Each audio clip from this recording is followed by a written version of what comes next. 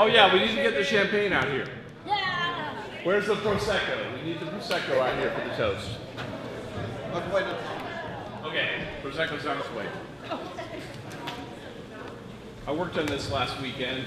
I cried while working on it. So it's going to be even worse now. All right, so if anybody doesn't know me, I'm Claire's dad. I'm Fred Barber. Welcome. Thank you for coming. So, first of all, in the middle of a pandemic, in the middle of Arkansas, that's a challenge for a lot of people in a lot of ways, so thank you for making the trip. This is, when Claire and Joe live in Chicago, we live in Dallas, this kind of makes it equally inconvenient for no matter where you're from. So thank you for that. We talked a little bit as we were talking about this, about who traveled the furthest. Okay? Now, some of you may not know that Joe spent a good part of his childhood in China, in Shanghai. That's where he lived until he was in high school. And his father, Ray, thank you for being here, flew in from China. So, as the crow flies, so Ray and I worked on this actually Ray worked on this last week. Okay? Ray is more, Harvard Business School teaches you a lot of math, right? He's pretty good at working out the math on this. And he said, okay, as the crow flies, from where he lives in China to here is 7,468 miles. Unfortunately, no crow actually flies that route. So he flew from Wuhu to Shanghai to Seoul to Detroit to Eureka Springs, which he calculated was a total of 8,063 miles. Pretty impressive. Thank you, Ray. However, you didn't win. The winner of the Distance Award is the Hajibakiga family, Claire's godparents, who flew in from Kigali, Rwanda. Their route was Kigali to Addis Ababa, to Shannon, Ireland, to Los Angeles, to Tulsa, to Eureka Springs, for a total of 11,758.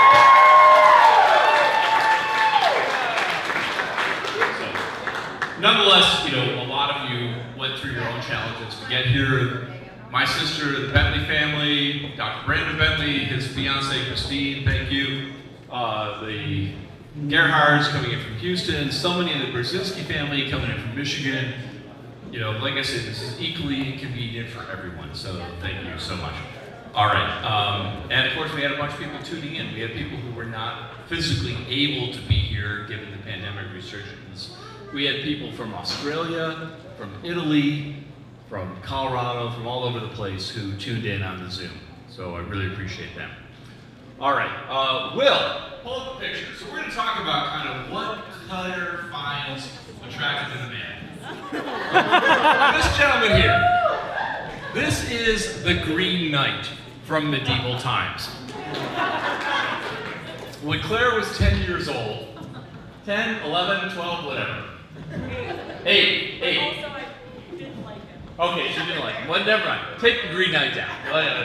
But nonetheless, you'll see there's a certain aesthetic, right? There's a certain style that Claire finds attractive. So Claire has definitely a thing for guys with long flowing hair. All right. We first encountered Claire and Joe during their freshman-sophomore showcase at CCPA. And we saw Claire kind of, in the hall, outside the performance hall with this guy. Like, what's this all about, right? We did not know that Claire had found someone she found attractive. But we saw this sparkle in her eyes. And that was special.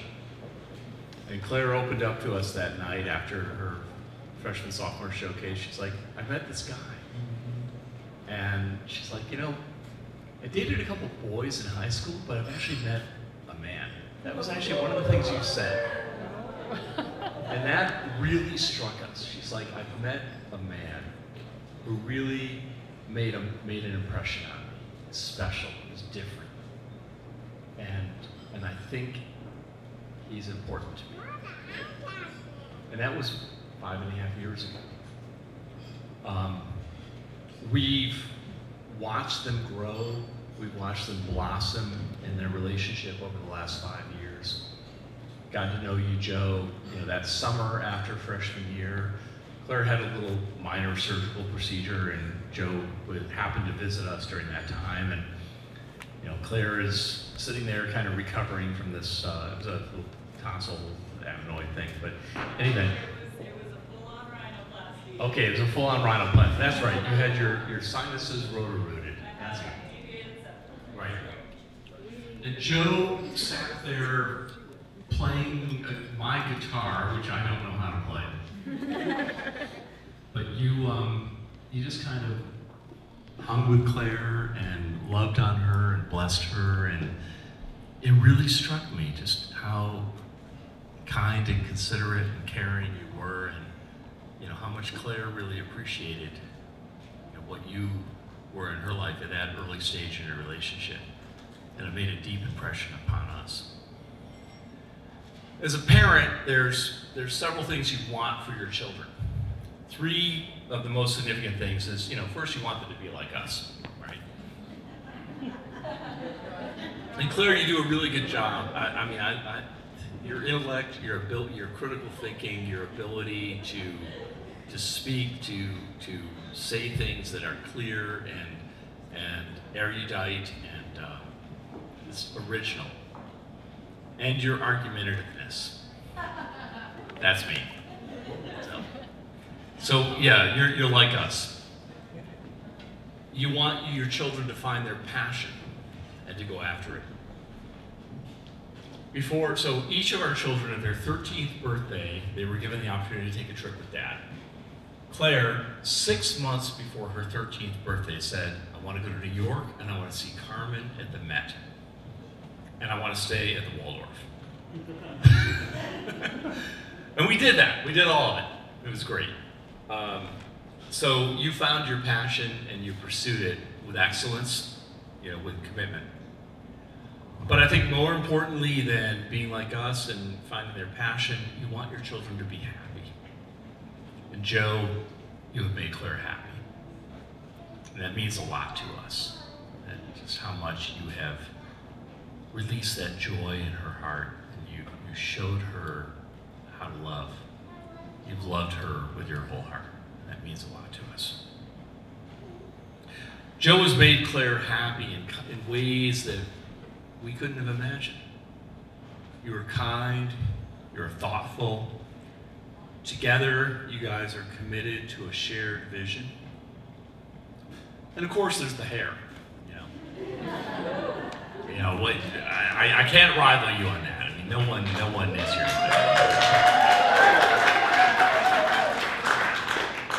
frankly, far better than the Green Knight. All right.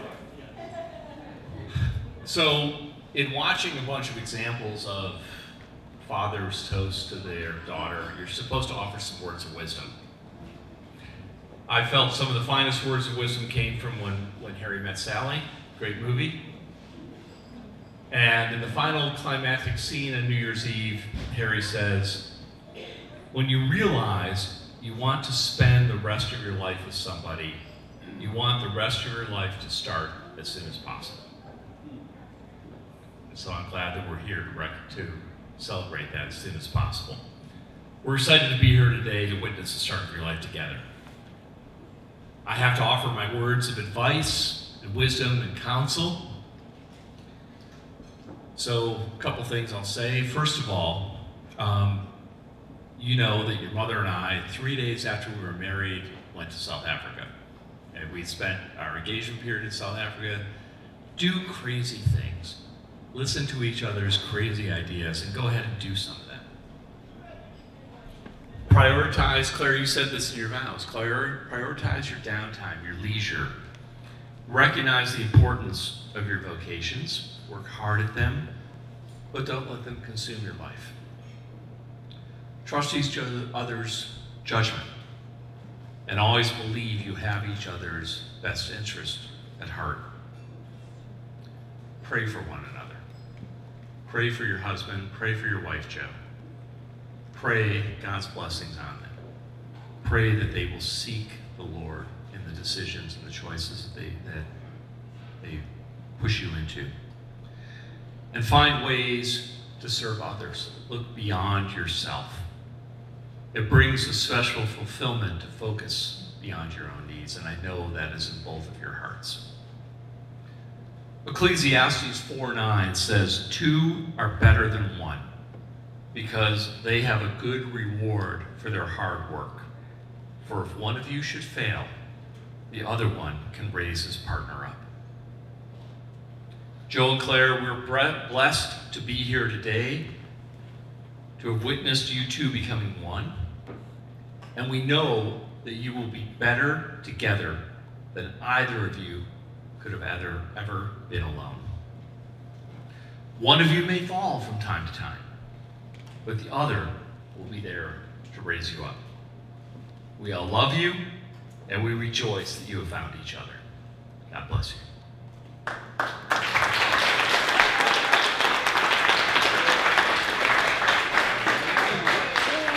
Okay, cheers, a toast to Claire and Joe.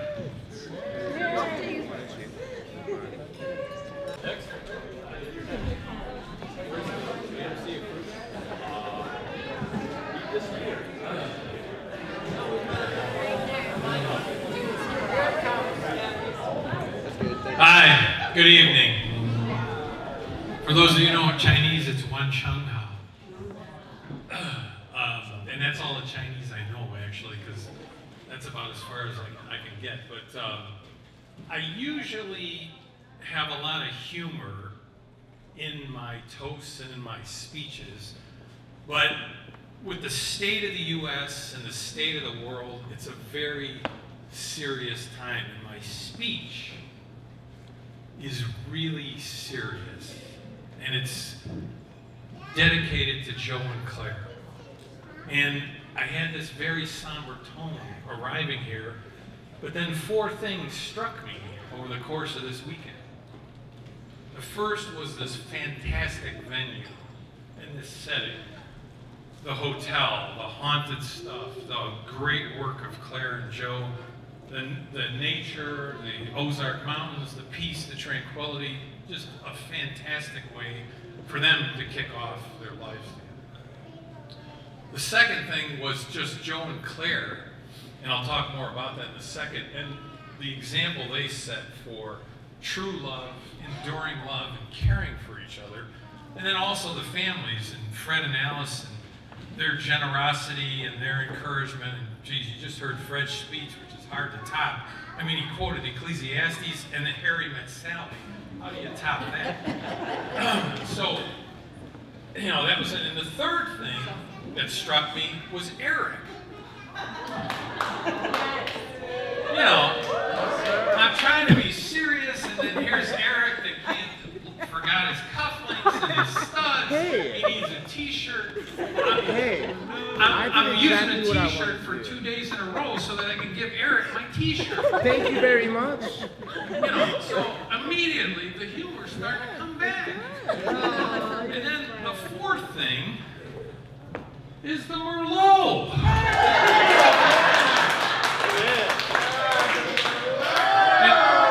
And this toast will not be Prosecco, it'll be Merlot.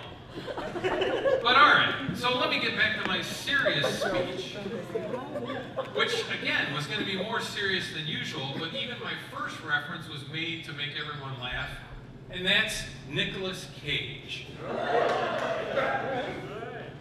For those who haven't seen it, his latest movie is about a chef whose prized truffle-finding pig is stolen from his home in the woods of Portland, Oregon. And we come to learn that he's not upset about the loss of his truffle income. He's upset about the loss of his friend. His best line in the movie was a profound thought about our our time here on earth, we don't get a lot of things to really care about.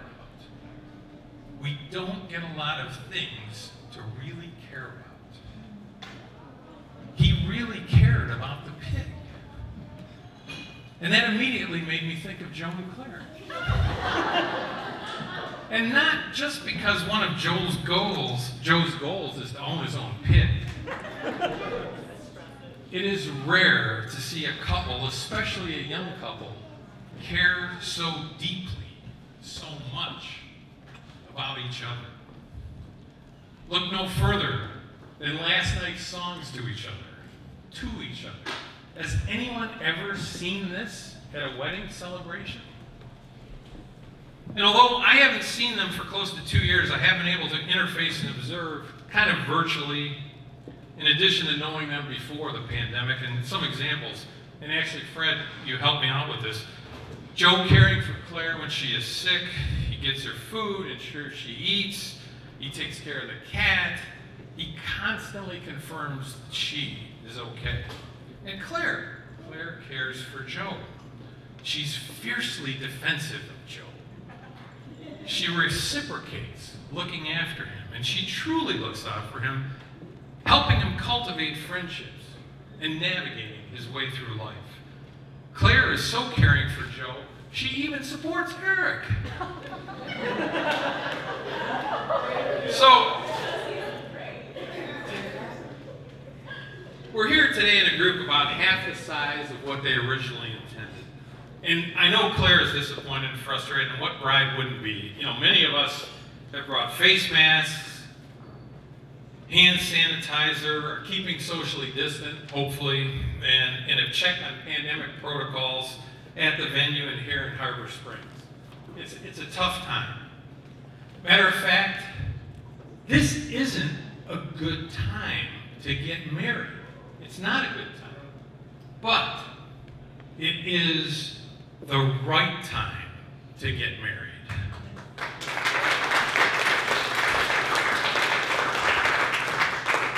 It's the right time for Joe and Claire, this couple who deeply care about each other and want to take this next step.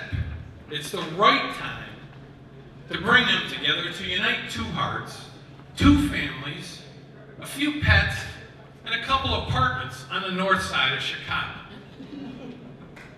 And as we have so painfully learned during this pandemic, every minute is important. Every relationship is important. Time is of the essence. Time isn't on our side. Time is certainly not on my side. It's not on Margie's side, et cetera, et cetera. They can't wait any longer. And in addition, Fred couldn't get his money back, so we gotta move on.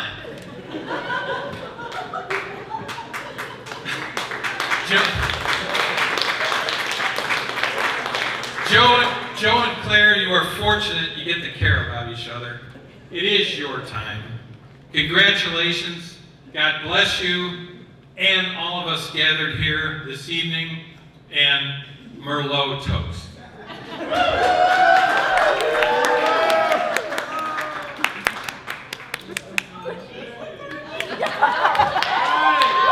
Oh my gosh, you drank Merlot?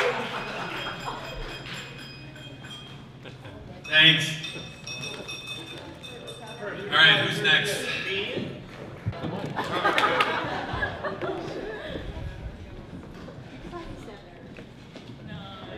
Hello, everyone. Hi. So, there comes a time in everyone's life where you find the one person you love, you know, you trust, your soulmate. And for that time, for Joe, it happened about 10 years ago when he met me. If you guys don't know me, my name's Eric Armstrong II, and I am Joe's brother. And also the best man. I am super excited to be here today and celebrate my friend's wedding, his special day. I am going to have a hard time not tearing up giving this speech, but I'll try my best. I was told not to say anything too offensive, so I'll flip through my book. We'll get a little look-see here. Oh, I can't use that. I can't use that either. Definitely not that. Yeah, I might as well just read from my phone. It'll be fine. So, let's find it real quick.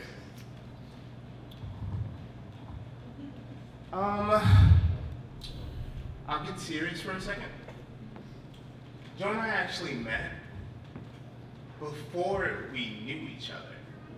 And we weren't friends. He actually despised me. I was very loud, running through the halls all the time, gregarious and fast. And Joe was very reserved and introverted and very angry that I was running through the halls so fast. For the interesting part of how we became friends, it's really funny. We were at a singing competition in Birmingham, Michigan, and we got done, and he walked up to me after the competition. I don't know this kid. I don't know who he is at all, but he walks up to me and he says, "Hey, you want to live with me?" And that, me being the loud, gregarious kid, says, "Sure, of course I will. I don't, sounds like a good time." And I'd like to thank Mr. and Mrs. B really quick for taking on another hungry teenage boy after the 3 that they had already fed. But after that day, Joe and I quickly bonded over, singing, bending knees for emphasis, and catering for some reason. And we have a saying that we say to each other every time we see each other in person, and we're brothers. We're happy and we're singing and we're different colors.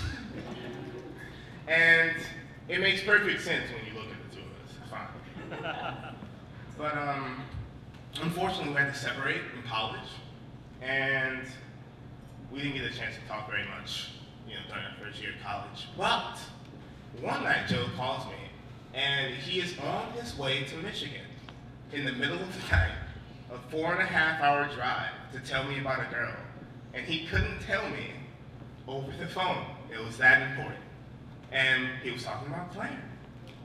He gets to Michigan and he's gushing. I've never seen Joe gush. I've never seen him genuinely excited about another person, another human being. that he had to drive 4.5 hours at 11 o'clock at night. He got to Michigan at about 4 a.m. to talk to me about Claire. And that night was when I knew that Claire had to be special. There's no way. And it reminded me of a quote from Dr. Seuss, really, which is hilarious.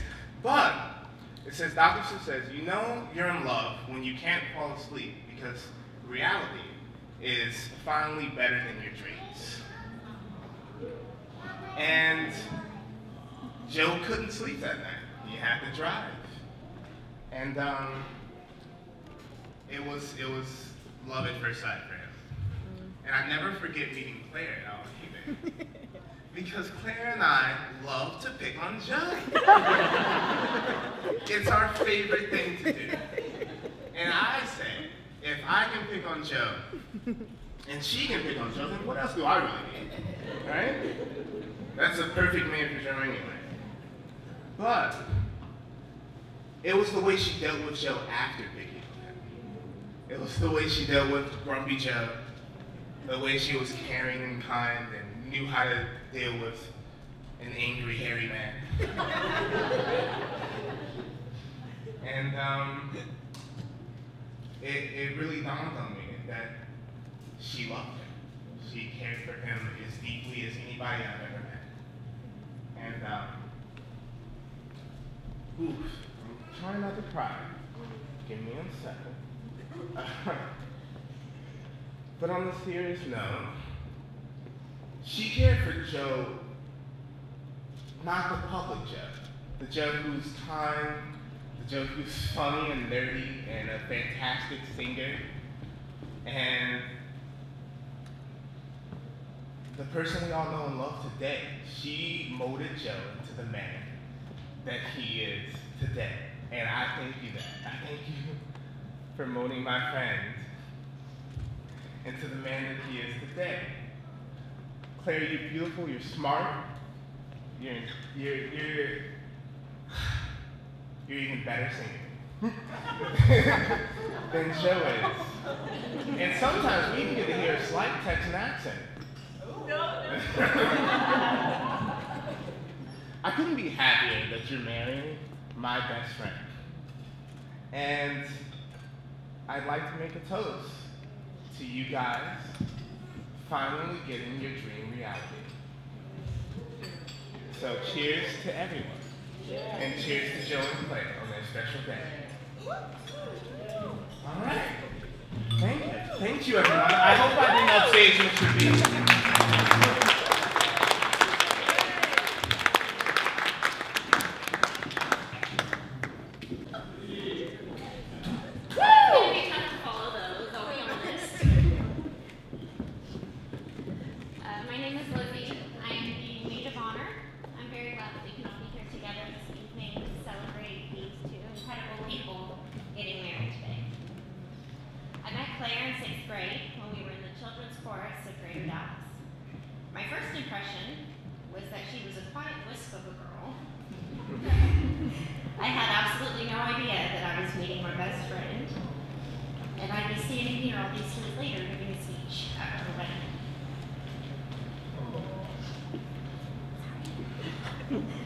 Monday nights were our nights.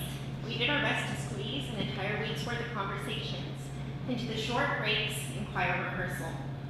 When we got to high school, we'd show up an entire hour early just so we'd have more time to talk.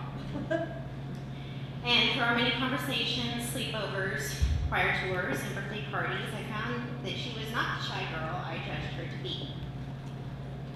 I found she was incredibly kind, wise beyond her years, always perceptive, and lending an understanding ear. I have always been impressed with her ability to find and befriend the lonely people in our social circles. She embraced their true selves and loved them as they were. It is a talent that few people in this world possess, but that is the wonderful soul that you are. She has always gone above and beyond for the people she loves, and I'm honored to have this opportunity to celebrate her this evening. Through her college years, I witnessed her persistence in the incredibly challenging field of music, and especially that of opera. She amazes me constantly with her quiet tenacity, her passion, and her fortitude. During the holidays after Claire started at the conservatory, we were both back home in Texas, discussing our lives and commiserating about the difficulties associated with moving into the next stage of adulting. She declared she was swearing off boys, and she was certain that she was destined to be the cool single aunt, or the fairy godmother, she likes to refer to herself, for the rest of her life. I didn't tell her at the time because I was being a supportive friend, but I just had to laugh at myself because Claire and I have watched a fair share of rom-coms together, and if there's one thing those movies have taught me, it's that the most surefire way to end up happily married is to swear off boys entirely. And then a few months later, Claire began dating Joe. And it was immediately evident that Joe was somebody very special. I had the privilege of meeting Joe the weekend of my own wedding. I was freaking out about some emergency errands, and he kindly volunteered to take care of those for me, someone he had only met. And he did so without a single complaint, despite the fact that he had driven 10+ hours the day before, and I knew he had to be absolutely exhausted. And the more that I've gotten to know you, Joe, the more I've come to understand that that is the type of person that you are. You are generous and patient and will brave a freak snowstorm to bring your girlfriend and her friend, 5 guys. I can just tell in the way that you speak to Claire, or simply in the way that you look at her, that you truly love and admire her. A few weeks after my wedding, when I received my pictures back, I stumbled upon a few candid shots of Claire and Joe together, and I knew for that moment, Claire and Joe were destined to be together.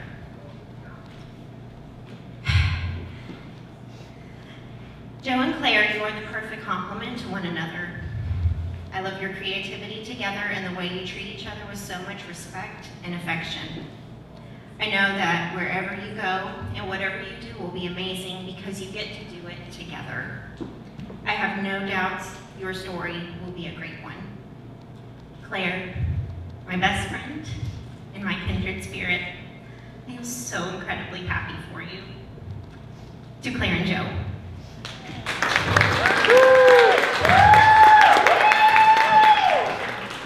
All right, guys, let's give them all a round of applause for those two pictures. Awesome job, guys.